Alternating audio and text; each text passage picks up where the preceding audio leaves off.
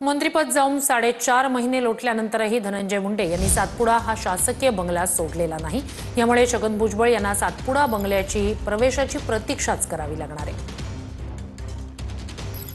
जर एखादं घर खाली असेल तर आपण राहायला जाऊ आणि तिथे जर कोणी राहत असेल तर आपण त्यांना कसं काय काढणार आणि त्याच्यामध्ये ते आमचे सहकारी आहे। मी अजून त्यांना एक शब्दाने सुद्धा याबद्दल बोललेलो नाही। आता ते स्वतः मुख्यमंत्री आणि इतर मंडळी त्याच्यावर काय चर्चा करतील, काय निर्णय घेतील याची मला काही कल्पना नाही। पण आताच्या घटनेला जर शासकीय बंगला त्यांनी सुपूर्द केला नसेल तर तो परत दिलाच पाहिजे, ताबडतोब दिला पाहिजे। एवढंच नाही तर 4.5 महिन्याचं भाडं त्यांनी सरकारकडे जप्त केल्याशिवाय मी थांबणार नाही। जे काही धनंजय मुंडेजींनी बंगला सोडला किंवा नाही सोडला याचा निर्णय अजितदादा त्यांच्या पक्षाचे नेते करतात।